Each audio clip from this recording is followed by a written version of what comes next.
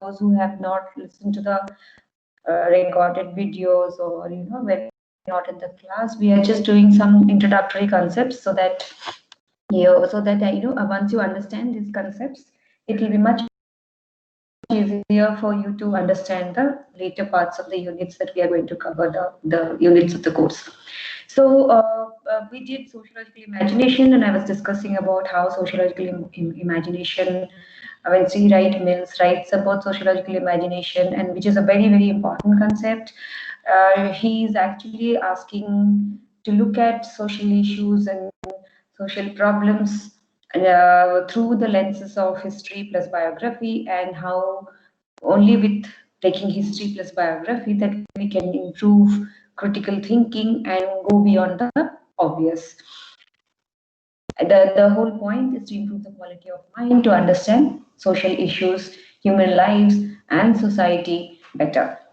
We also discussed this term called politics and apolitical, and I was trying to argue that there is nothing apolitical in life, because everything that we do, we choose, we talk about, the language we use, the clothing, everything has a history, and the opinions we have, the opinions we oppose or are neutral about supposedly, and all those things are all political because it has an effect in the larger scheme of things in terms of society.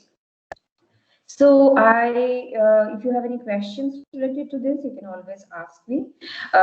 We took up some questions in the last class itself, and some of the questions, as I was trying to answer, I think it will become more clear to you when you are asking these questions, when we are talking of, when we are taking up concepts like identities, standpoint approach, and intersectionalities, because one of the questions that is coming is that how do you know what is right or wrong?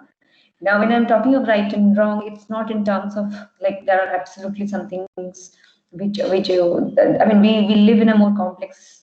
We live in complex societies. Our lives are complex, and the way everything about our lives and society is complex and not simple. So there are various factors, various things that affect, and so one would not say that there is absolutely this truth, that untruth, or anything like that. There's shades of gray in many ways, but if you're asking a question about how do we know what to do right and wrong, maybe one of the things, and over decades and centuries, maybe philosophers, academicians, and people have debated this idea and have come up with many new ways of addressing this question. One of the ways of addressing this question, because I'm doing sociology of India here, and I'm doing sociology, and coming from a very critical theory background in terms of feminism, in terms of Marxism, in terms of race theories, etc., and all these things, which we will get to understand a little more as I go through the courses units. One of the ways one can address this question is by understanding what are identities. Okay. Now, the term identity or the term identities. Okay, because none of us have one single identity. We have multiple identities. Okay, all of us have multiple identities. Now, how do we understand the term identity? If I ask you the question, who are you? How will you describe yourself?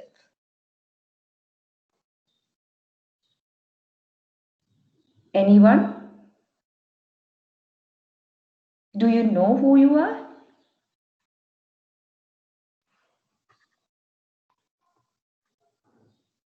Are you all there?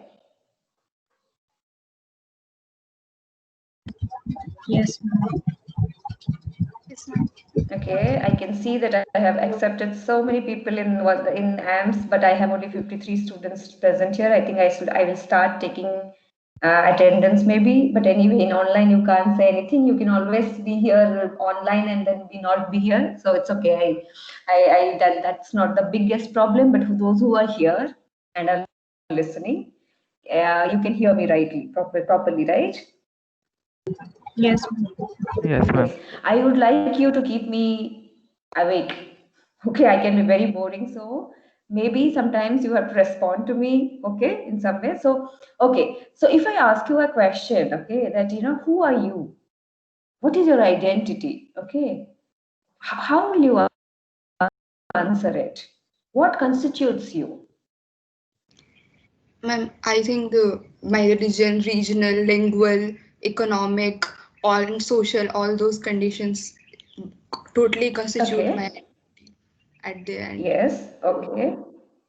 What about others? How do you understand yourself? And To how does add it on to that, matter? like to add on to what Yes, Titisha said, nation, gender, sexuality, and things like that, and maybe okay, my name, Roshan. which is Okay. again an Hmm. indicator of the region I'm from, Yes, and things yes. like Okay, yes. See, when I ask the question who I am, okay, you can tell me that you are a teacher or you are a woman, you are middle class, you are so who identity what identities are identity is that thing which constitutes us, okay?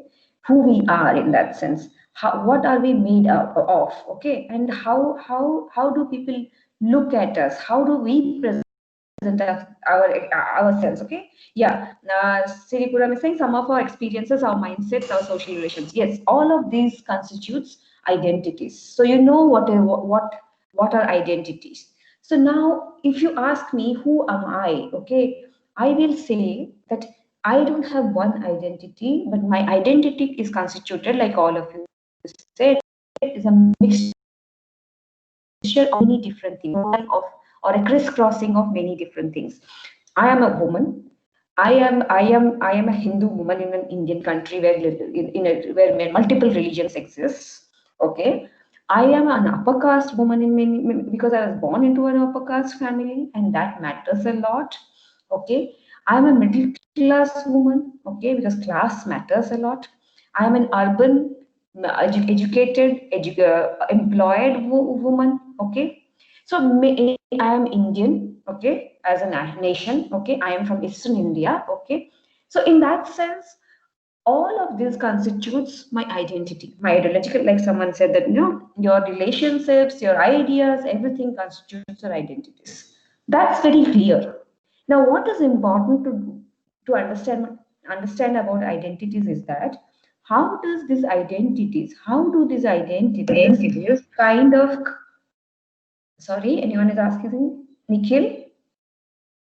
Okay, so how do these identities come together to kind of privilege us or marginalize us? And this is the important aspect to understand in terms of identities. Okay, now when you ask a question about how do we know that in a social issue or in a social phenomena we know what is right and wrong? Okay, so one of the most interesting theories that came up was that to understand social issues was that of standpoint approach. Okay. Now, what is standpoint approach? Standpoint approach comes from feminist theorists. Okay. Feminists, when they were writing in the 1970s and the 80s, they understood that most of our knowledge production has been a very male-centric knowledge production, and in terms of and long before that, many theorists, many academicians, many philosophers have already said how the knowledge production has been very Eurocentric. That means it has come from a very Western, European, white, male perspective. Okay, I'll come to that more.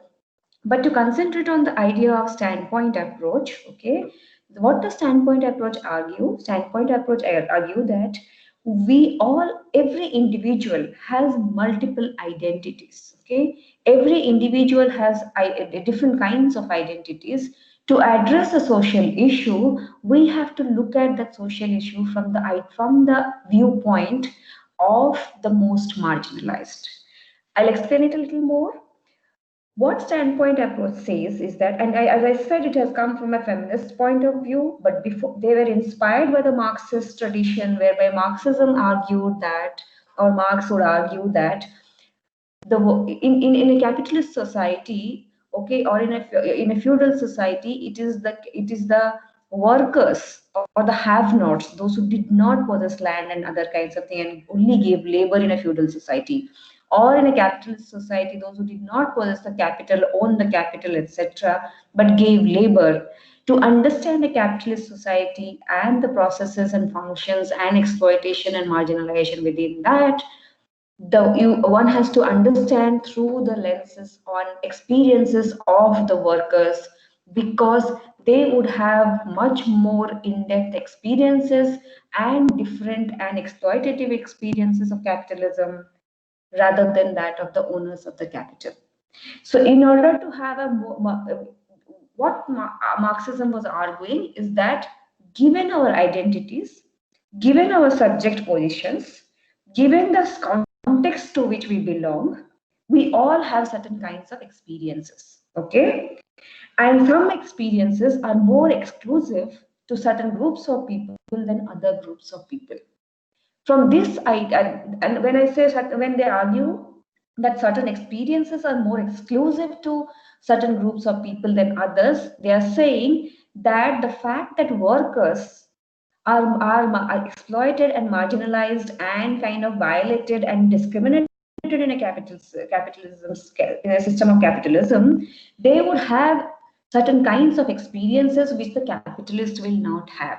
Okay, the discrimination faced by them, the kind of the powerlessness faced by the workers, the kind of imposition of law and economy faced by them, the exploitation of their labor faced by them, these are specific, special experiences of the workers given the context, identity, and the place they belong to in the capitalist society. And therefore, this standpoint, this specific standpoint, the specific identities give you special knowledge about the system. The special knowledge is a very, very interesting term in that sense. I will give examples of it to you a little later. From this idea of Marxism, and also in race theory, someone called W.E.B. Du Bois, okay, also writes of the idea of double consciousness, okay. Now, in race theory also, what W.E.B. Du Bois was arguing is that Black people, I'm using the term black because he uses it, suppose African Americans, okay, or African people in colonized societies, okay, have double consciousness, okay, as individuals, as human beings, as well as blacks, okay, as Africans, okay. And so in that sense, the experiences that the Black people or the African people had under colonialism, or in a racist society like South Africa, or in US, or any place like as such where they are present, the experience, given the context, given the identities that they have, given their special place in terms of specific experiences that they would face of discrimination, exploitation, marginalization, they have special knowledge about life and social processes. They have special experiences that the white people in the same society will not have. Okay, in terms of power politics, in terms of exploitation and discrimination. From this race theory and Marxist theories, feminism took it to another level to say that they call to give it a name called standpoint approach. Feminists would call it, and there were people like Dorothy Smith and Sandra Hardings, which you don't have to remember names, would argue that women, given their positions in a gendered society, okay, in a patriarchal society, in male-dominated societies, because of their gender, because of their positions in marginalized positions in a power, lesser power positions, etc., have special experiences that men would not have, okay, and keeping everything else in constant, okay, because I'll come to the term intersectionalities and then this gets complex. Keeping everything constant, like we kept everything constant and talked of workers in capitalist society, and like we talked of African Americans or Black people in Africa in a racist society. Similarly, keeping everything else constant in a gender society, in a patriarchal society, in a male-dominated society, where not like all men have power, but in context to women, men have more power. In those societies, and which is almost all societies, okay. So in those societies, women, given their context and identity, and given their marginalization and discrimination and less power, less land holdings, less wealth, less access to resources, have special experiences, and this comes from their standpoint. And standpoint means the position that you occupy in a society. In hierarchy, all societies are hierarchical, and the position that you occupy in hierarchical societies, that position gives you special experiences, and these special experiences, and when I'm saying special, doesn't mean positive, okay? Or this special experiences gives you special knowledge to understand things, and therefore identities matter, and your identities give you special experiences, and these special experiences gives you special knowledge about issues and problems and functioning of society and hierarchies of society and the entire functioning of society. And therefore, when you have to decide how to deal with an issue, how to deal with a problem, how to address a social phenomena, or how to understand a society, you have to kind of see the problem or the issue or the society or the functioning through the lenses or through the standpoint of the most marginalized. Okay, so for what feminism was arguing is that our identities matter. Our identities gives us special knowledge, okay, because we experience certain things because of those identities, and these knowledge, only when these special knowledges are taken into account, that we can produce better knowledges about issues, phenomena, problems, etc., rather than being blind to these experiences and these knowledges. Okay, any questions? Because this can be, I'll give you two or three examples to clarify a little more. Okay, but if you have any questions, any doubts, anything that you did not understand in this part, ask me. You can write to me also.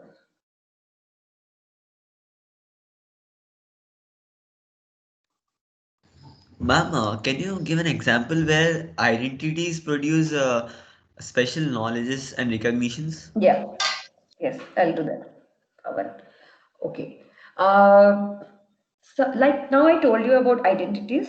I told you of special experiences. I told you about special knowledge, and because experiences produce knowledge, and how this should be taken. This is what is a standpoint approach I'm going. Now, for example, a simple example. Okay, when we talk about this whole idea about city planning, okay, how do we plan a city? Like, I will ask you all to go take a tour of your city and point out to me, like I told this earlier also, point out to me what are the missing things, what are the most important things, which places made you comfortable, which places did not make you comfortable. Okay, now if you all go throughout your city and come back, you will not have a similar list, right? You will have maybe some of the points in the list will overlap, but some of the points in the list will be very different. Now, how are these lists going to be very different? Okay, if I ask you, like suppose, because assuming that most of us, okay, not all of us, many of us come from middle class. Okay, if we go into our cities and what we will think is that the infrastructure is bad. Okay, so when we say that infrastructure is bad, we'll talk about roads, we'll talk about flyovers, we'll talk about malls, movie halls, okay, with sports facilities and all these kinds of things.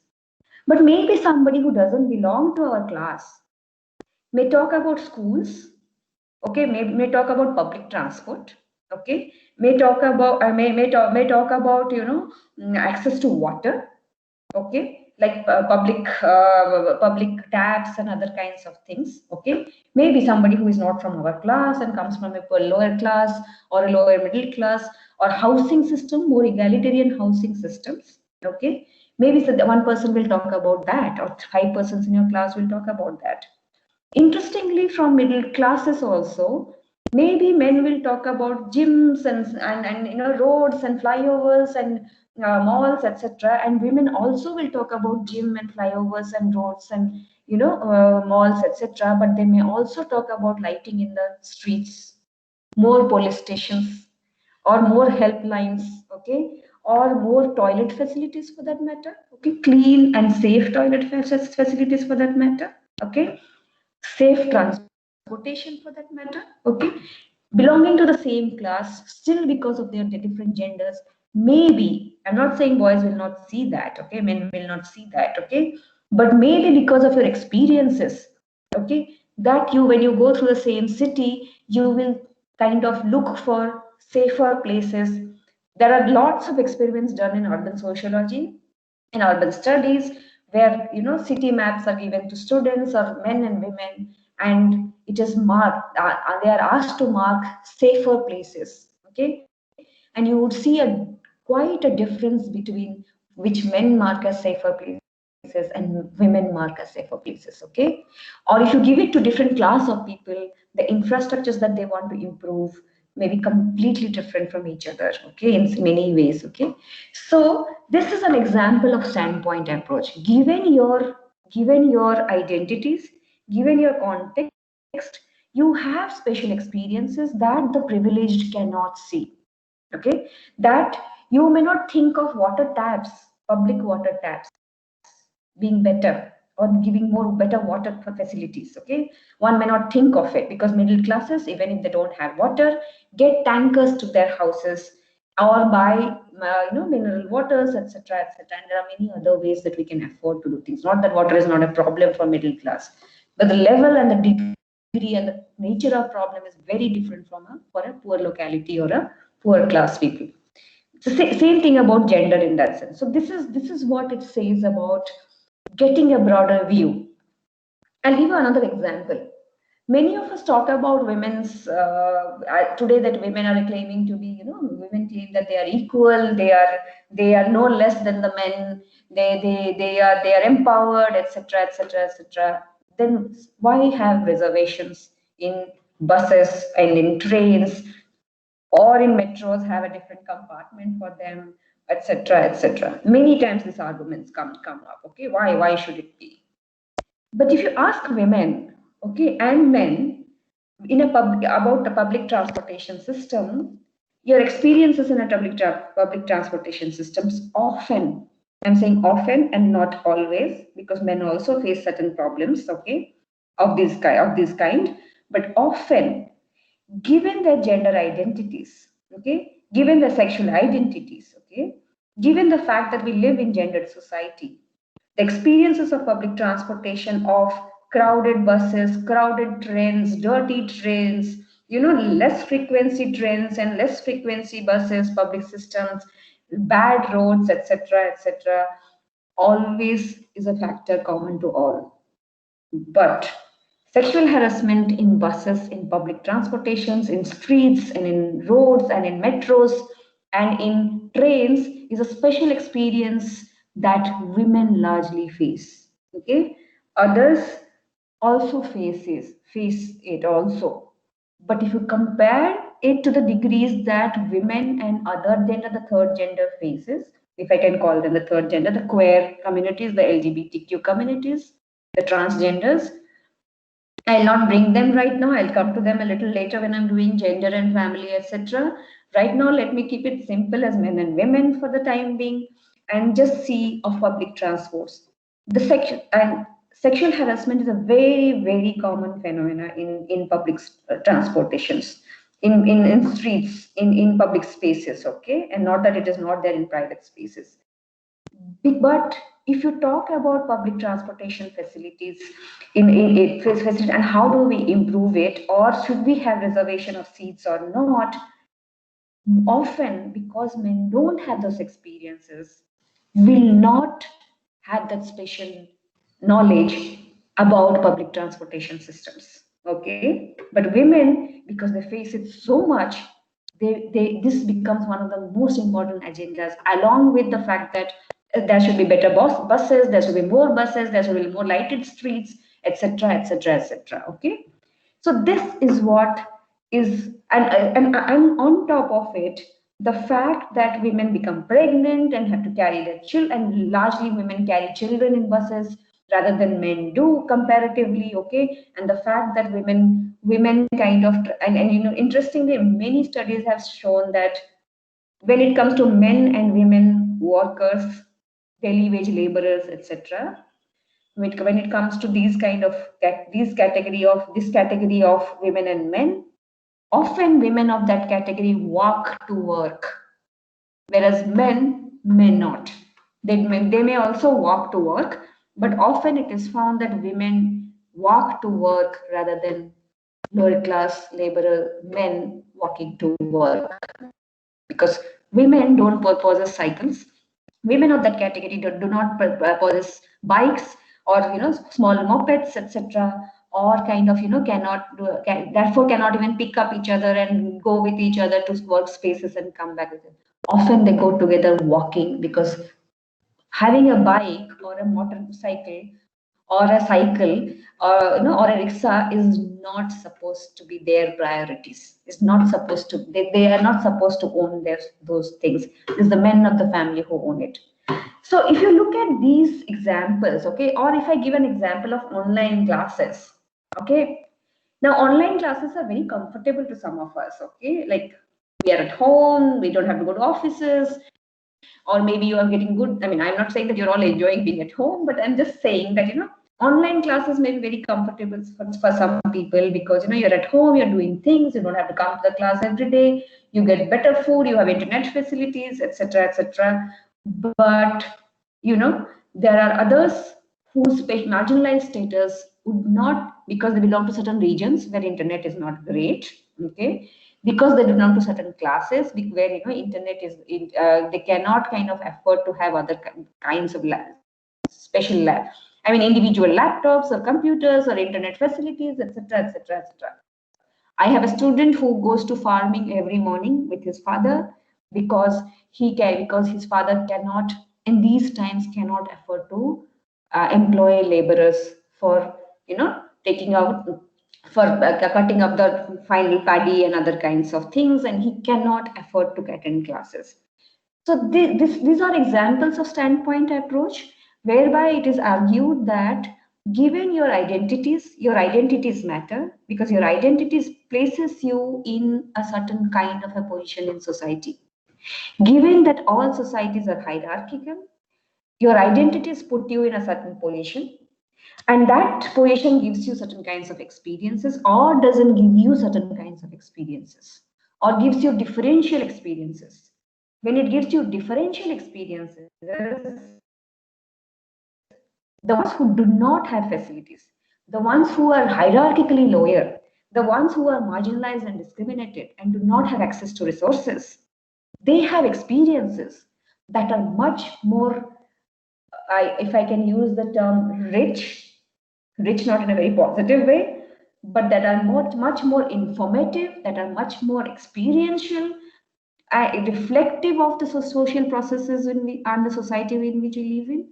And therefore, their experiences should be the basis of our knowledge production, of our understanding of societal processes, of our understanding of social problems and issues. But the problem is, for a long time, okay, and I can use the term long as stretching as much as I can stretch it, okay. For centuries and centuries and centuries, the voices of the marginalized were never heard. Most knowledge production was the knowledge produced by the privileged sections. In terms of the world, is the white Western male. Okay, in terms of all nations, there are particularities. When I'm coming to ideological approach and other and text field view, I will explain it how in India whose knowledge became the knowledge of what Indian society is, and how are we using it today also, and how is it affecting us today also.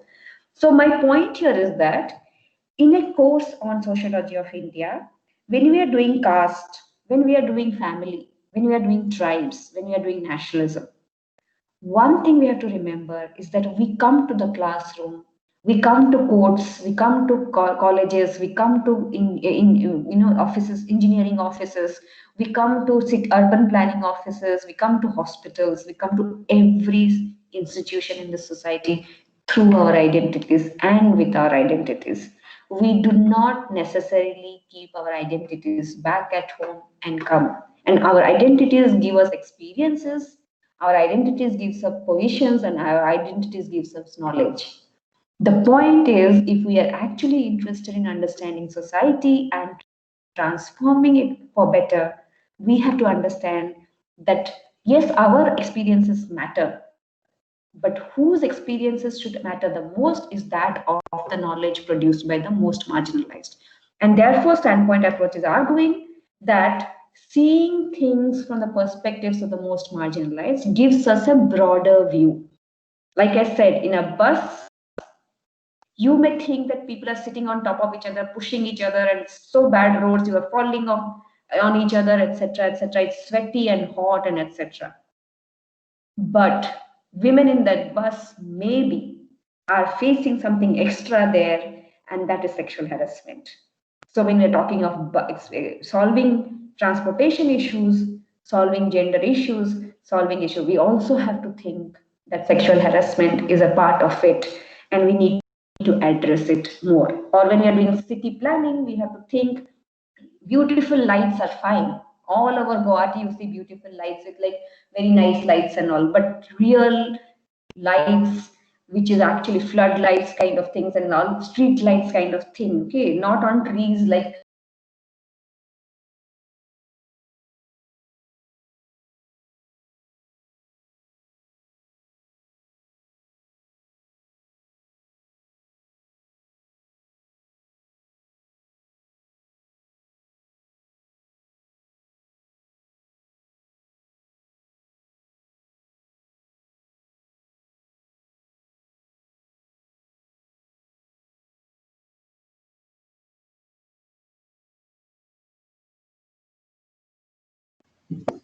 Ma'am, I think you're muted.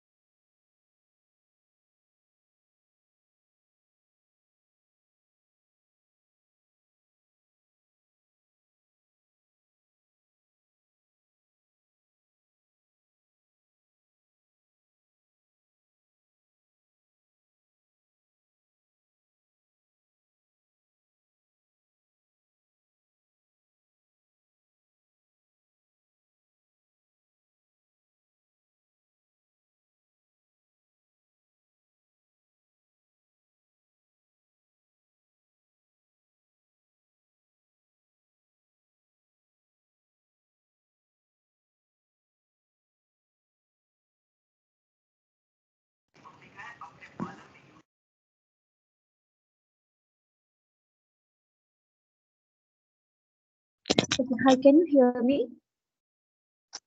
Hello? Yes, ma'am, Yes, you're ma'am, now audible. you're audible. Yes, ma'am. It went off. I mean, it went. Yeah, that's the most interesting thing. Yeah, sorry. I mean, I don't know if I have to start recording again. Oh, it's recording already. Okay, fine. Okay, so any questions related to this?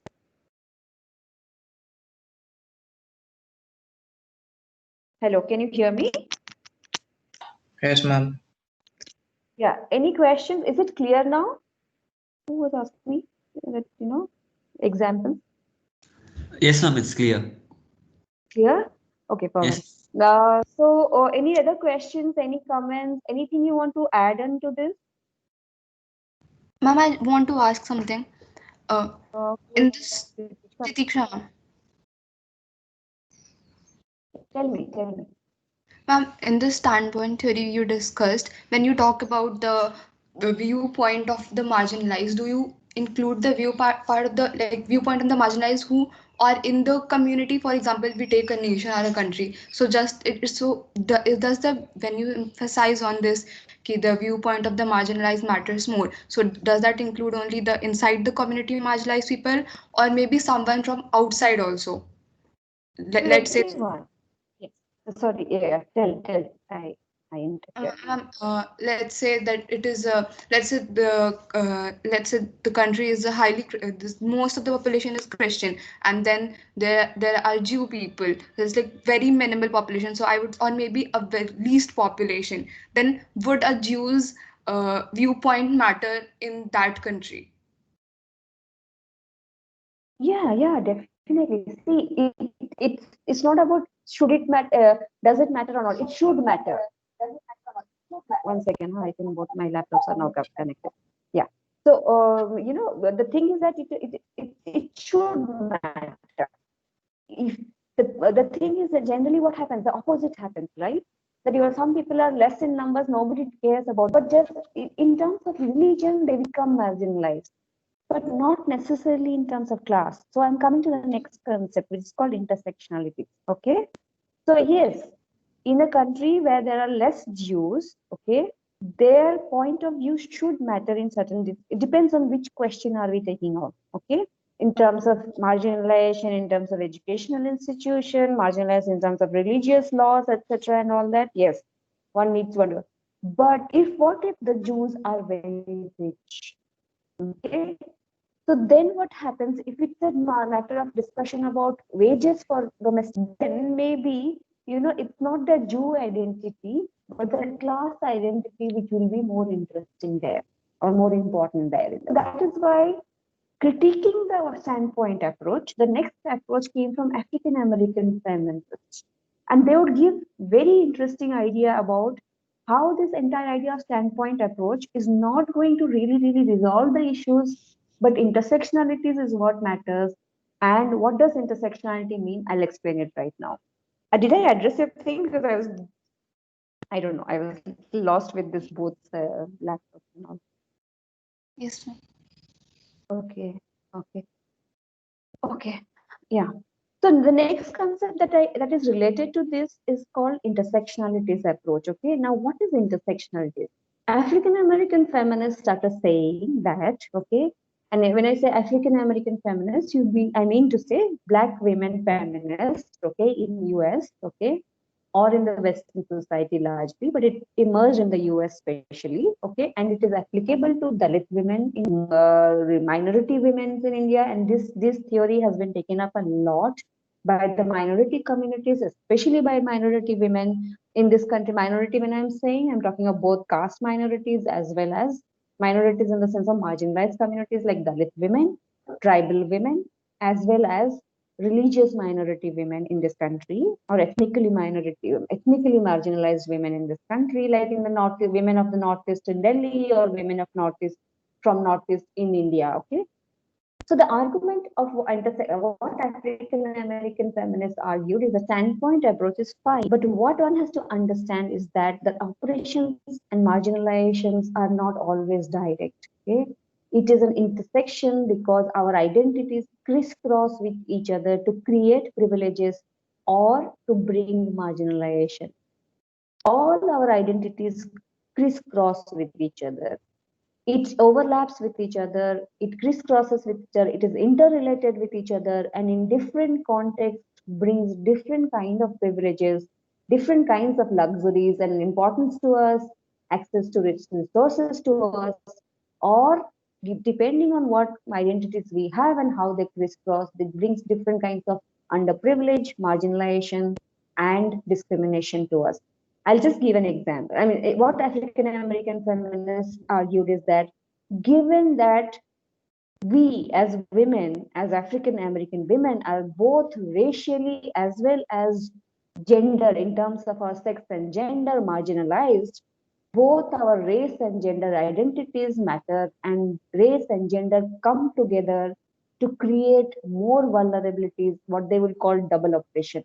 Okay, double oppression for us because we are marginalized within our community on the basis of being women by our own men, okay, who are themselves marginalized by the white men and women. They also argued that they are marginalized on the basis of their race by both white men and white women because that they are Black African American. So for them, they argued is that it is not just about standpoint, but it's about intersectionalities because given the crisscrossing of identities, they found themselves as the lowest of the lowest in the hierarchy of US society. This idea was taken by Dalit women in India first, okay, Dalit feminists in India first, and they argued that, that in India, we not just face gender violence and gender discrimination within our families and communities and in community as a whole, okay, in larger society as a whole, but as Dalit women, we also face upper caste violence and caste violence, and our men and children also face caste violence. And that matters to our experience also. So, what Dalit women, okay, taking from African American women, argued is that the intersections of caste identity as well as gender identities of ours creates double vulnerabilities to us, imposes double burden on us, and therefore we become the most marginalized. And our experiences need to be at the center of all kinds of knowledge production. For example, I'll just tell you one example, very simple example. This is okay. In a classroom, if we are in a classroom, now that we are in an online class, it doesn't make much sense maybe. But if we are in a classroom situation, what is my identity? I just gave you all my identities, okay? But my identity of a teacher becomes the most important. So in a power politics, in a power play, in hierarchies, okay, I become the most powerful there in some way, right? I am not the most vulnerable in that classroom, okay? But suppose if you in the evening, I go out to Fancy Bazaar, okay, or Pan Bazaar or GS Road in Guwahati, if you have explored all these places in Guwahati, or to the railway station in Guwahati, okay, for some work or whatever it is, and two of your classmates, boys, have gone to the class to Guwahati city, okay. In Guwahati station or at Guwahati station or in GS Road or in a street, I don't remain the most powerful there. I don't remain the least vulnerable there. Maybe the boys of your class become more less vulnerable than me, become more powerful than me. But I should not forget one thing, that maybe my class status makes me little more better in hierarchy, even at the railway station or in GS Road. But if these two boys do not belong to the middle or the upper middle class, have no money, and their class shows in them, maybe in a GS Road mall or a restaurant or in a movie center, or even in the railway station, maybe their class status will make them still marginalized or hierarchically low than me, even if I'm a woman. So, this can go on and on and on. Okay. That this is exactly what intersectionality is saying. Intersectionality is saying is that identities do not produce one kind of experience, neither do identities produce, give someone all privileges and someone else no privileges. What intersectionality approach is saying is that given the intersections of our identities in different contexts, in different places, in different kinds of processes, we enjoy certain privileges and do not enjoy certain privileges. The same person may be privileged in one space or one context, but may be underprivileged and marginalized in another context and another space. Okay. But what intersectionality is also emphasizing is that some, given their all marginalized positions, become the most vulnerable in a society, and it is their experiences which should matter most when we are addressing societal issues, like for example black women in US, Dalit women in India, or or for example in that sense physically challenged, or whatever today whatever they're calling disabled people, physically challenged women, if I add one more identity, physically challenged black Dalit woman in India, or for that, who will you place in a hierarchically high position? A Hindu woman in India or a Muslim man in India? Okay, so it depends on context. It depends on the space. It depends on the political, cultural, social situation. Okay, for example, a Dalit man, a middle class Dalit doctor, and a lower class Brahmin teacher. How would you identify? And both male. Now I'm giving two men. One is a doctor, but is a Dalit. One is a school teacher, but is a upper caste. This is where you have to understand intersectionalities matter. Who is marginalized where? In where caste matters, the Dalit man, even if he's a doctor, his identity of being a Dalit will put him down. But in terms of class, his identity of being a doctor may give him more privileges in certain circles, in certain ways, or give his children more privileges in certain ways than the school teacher's children or school teacher himself. But in class, we should not forget that, many times, given the social networks, I'll come to the question of social capital, given the networks, maybe this man who is a doctor may seem to be very privileged, but may not be, because caste matters. Okay, so this is what intersectionality is all about.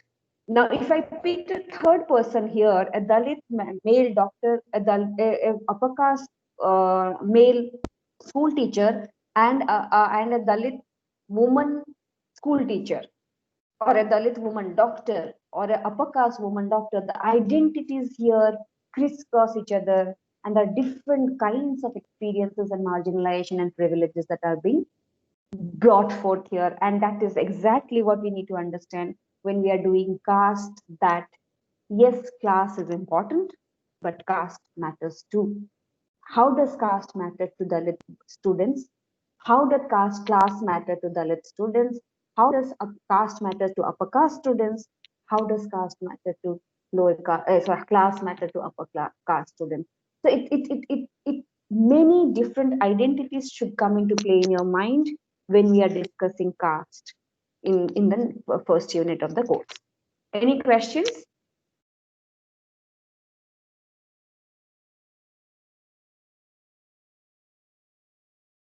No questions. Did you understand? Ma'am, doesn't class sort of like can you say that class is the most important of these among class, caste, sexuality and stuff like that? That is what I'm trying to emphasize. It depends on the context. It depends on the cultural, political, social situation. It depends on many factors that is prevalent during that social process or during that social issue or the problem. Okay. So it is Still, not, that is why I'm like if yeah, go on. That is why it is very important for us not to privilege one kind of identity over another kind of identity. That is exactly what intersectionality is trying to say. Intersectionality is saying, yes, some of us are so much more marginalized because all our identities are marginalized identities. And some are so much privileged. Like, for example, white male citizen of US. Or let me add more identities to it. Titiksa, I'll come to you. So let me more, giving an example of intersectionalities, let me add more identities to two categories and show you how privileges can be so much privileged. Whereas intersectionalities, when African American women are talking about intersectionalities and double burden, how they can be so much more, because one identity leads to other kinds of marginalization. I'll tell you this. Imagine two people, one a man, the other a woman. Okay. First, gender matters here. Okay. Okay. The man is a white man. Okay. The woman is a black woman. What happens here? The man is the individual. First individual is not just hierarchically high in terms being in gender because he's a man, but he's also a white man.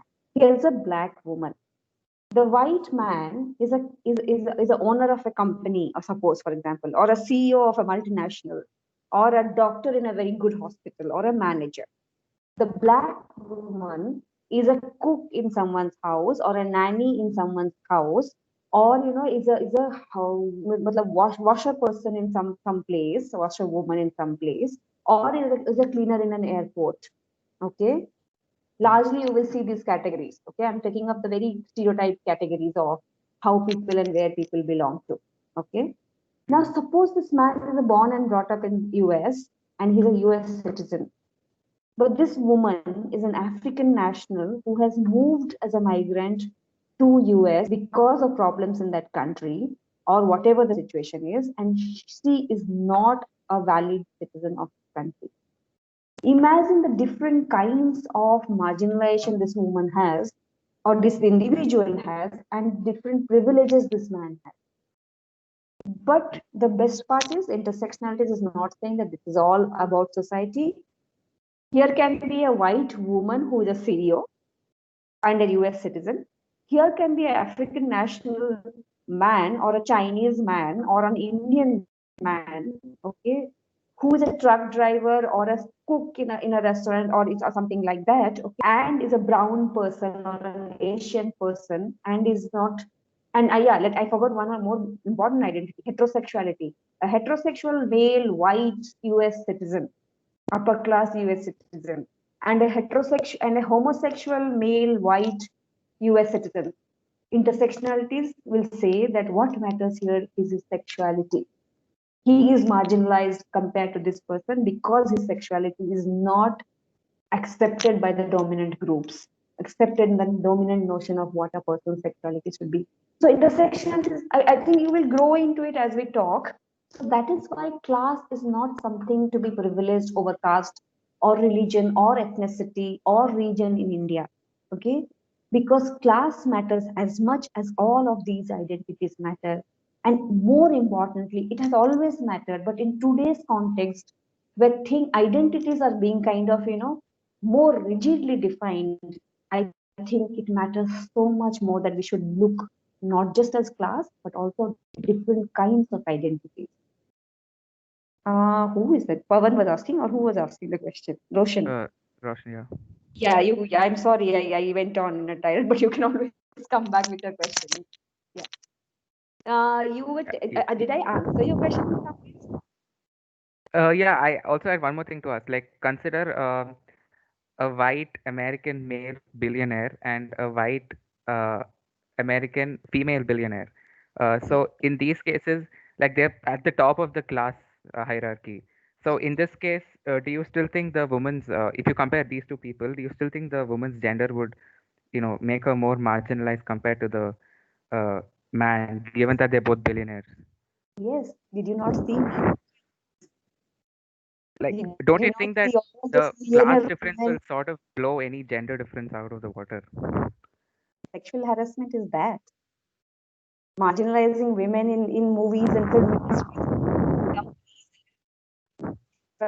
is that, right? They are all powerful women.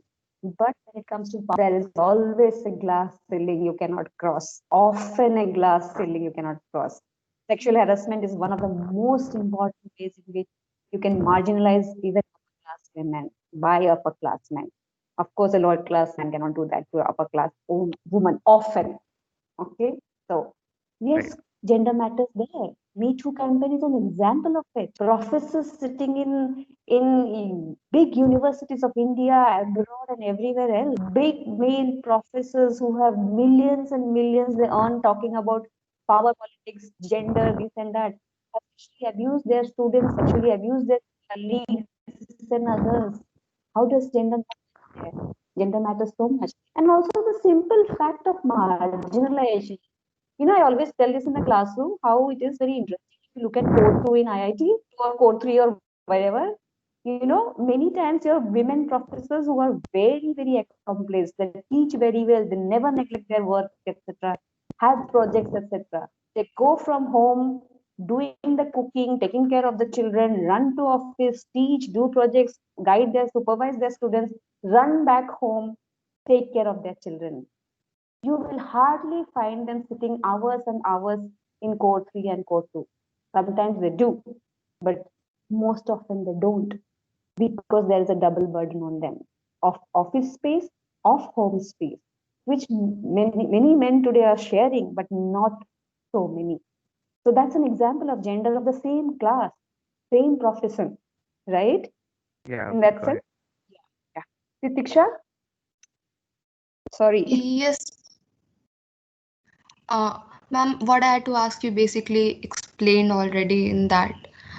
Just asking more on that, ma'am. Just let's consider is there's a first generation immigrant in India, immigrant in USA, and then one is let's say IT professional, and the other is let's say a taxi driver. Then ma'am, then don't you think that in this case class will matter and decide if the person is marginalized or not? See, that is why in US, many of the first generations who have gone as software engineers and others and doctors, etc., are much better placed than the third generation migrants who went as laborers, etc., or second Yes. generation migrants who went as, what was the Yes. called bonded laborers and others to Trinidad and Tobago, and from there they went to US. So yes, definitely class matters. I'm not saying class doesn't matter. That's what I'm just arguing that class is not the all in all of everything. It is very important. But why am I emphasizing that it is not all in all? Is because in most societies, and especially in privileged classes like ours, okay, what we tend to do is think is that if we resolve class issue, everything will be resolved. And that is what Marxists believe, but Marxists were so wrong. You know, that is where feminism started. Feminist women who were working in Marxist organizations started pointing out that how the class issue is not going to resolve all issues because they themselves, being so progressive out there to fight for workers, are not understanding the gender problem. Or the LGBT community would say that feminists are fighting for women's rights, but look at them, they're not understanding the problems of homosexuals, transgender, etc. They don't believe in homosexuality, the crimes that we face, the marginalization. So I will come to this slowly and slowly. Class is very important, but other things are equally important. What intersectionality is saying. Okay, somebody, Shriya is saying that why should the caste of the Dalit doctor be important? Like we don't go to the doctor after checking his or caste, right? I am not sure of that. I will show you documentaries where you will see that people check the caste of the doctors and go. Okay, it is not a very rosy picture in India in terms of caste, but caste of the doctor also matters because if you have, I'll come to this more and more in the section on caste because a Dalit doctor is still marginalized in terms of marriage, in terms of friendship, in terms of associations, in terms of food, sitting together and being colleagues based on his caste, okay, or her caste in that matter. So yes, Dalit doctors are routinely discriminated in terms of promotions, in terms of friendships, in terms of associations, in terms of simple marginalization that many patients who can afford to get good doctors always believe that they should go to an upper caste doctor and not to a lower caste doctor because if they have come through court, it is taken for granted that they have come through reservation, and those who have come through reservations are always bad doctors. That is what is believed, and people don't go to those doctors in many ways, even if they have studied in AIMS and they are doctors in AIMS. Whereas we don't mind going to a private doctor who has paid private tuitions in management seats, etc., and or in Russia or somewhere else, and come back as a doctor if the doctor is from upper caste. So these things exist in India, and so the doctor's caste definitely matters. And I'll come to more and more of this. Shriya, I'll come to this more because when you're watching the documentary, when we are reading, and when you are exploring yourself in newspapers, etc., you will see that caste of a doctor also matters a lot. And especially if when I'm coming to social capital, I'll explain to you how marriage is one of the most important form of social capital. And even if my friend is a doctor and I'm a doctor, I will still not marry my daughter or son to the doctor's, my friend doctor's son or daughter because, he's not or she is not an upper caste or a middle caste because she belongs to a Dalit caste. So marriage matters. Marriage is a form of social capital. And even if my colleague is a doctor, yet I will not get into that relationship because he doesn't belong to my caste. The caste matters. Yeah. Who else? Pratiksha was okay. Can I give opportunity to somebody else? Anybody else is asking? Just one. Yes, ma'am. Excuse me, ma'am. Hello. Just one. Are you asking me a question? Yes, ma'am. I was Yeah. going. Yeah. Okay. So, like till now you talked about how intersectionalities work and stuff. So, don't Yeah. you think age system would be considered as you know would age system be considered into this whole idea, and people can be marginalized based on that as well? I'm sorry, I forgot it. That's why I said any kind of identities, like old age. okay, Mm, is a big factor in terms of marginalization and discrimination. We know that, right? mm, Within that, if I want to bring intersectionality to old age, within that, again, gender will matter a lot, right? Because a yes, widow, an old widow lady is more vulnerable to be marginalized than an old widowed man, right? That is yes, why in terms in front of temples of India, you will see so many widowed women sitting, okay, begging, etc. Okay, so yes, mm, age matters a lot. The yes, same person may be very powerful in terms of young age, holding a job, having access money and physical power, etc. Okay, but as you go down in your service and you retire, or you don't have the physical and energy to kind of control things at home, etc., etc., definitely you lose so much of power. So age definitely matters. Yes. yes. Yeah, But thanks for this. if you go back to 30 40 years, then especially when feminism movement was taking its stand, and also the black rights movement, back then children were like mostly especially vulnerable, because of the fact that their minds are still young and they can't take part in revolutions or sort.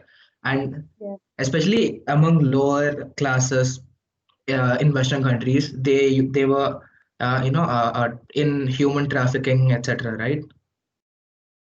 Okay, children also, yeah, in terms of age, children. See, the politics with children becomes a little more difficult, because what you have on that, they don't have a right to consent, right?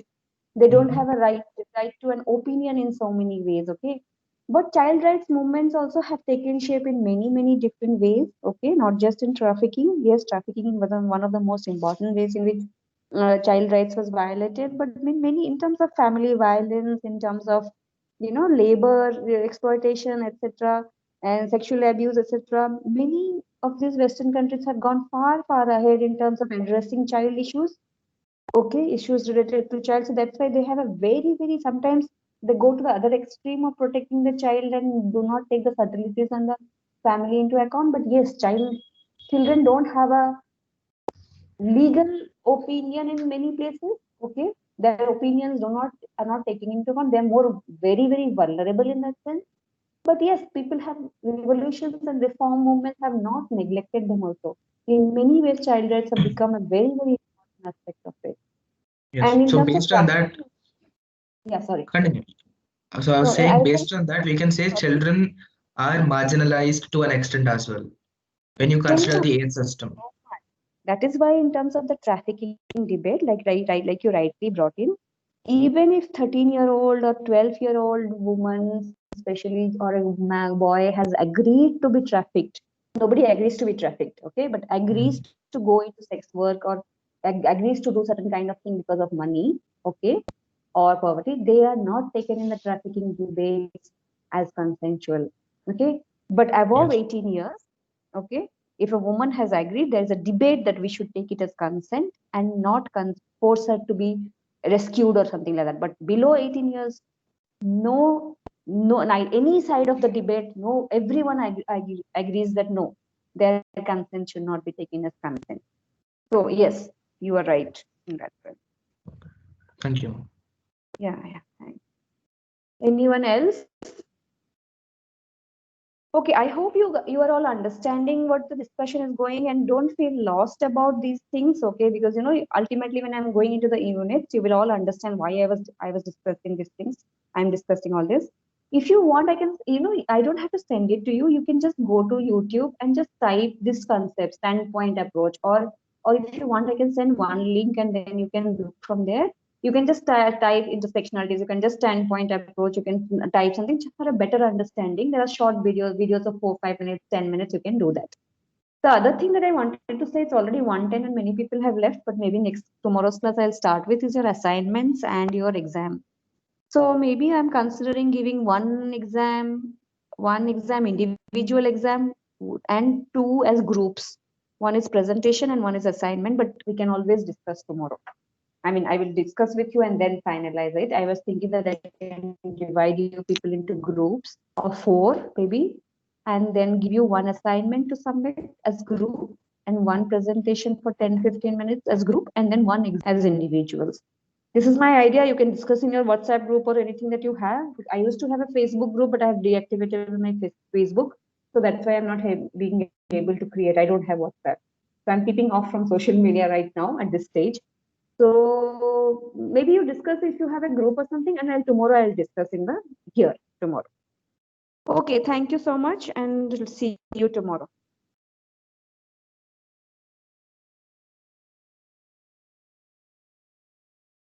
Thank you.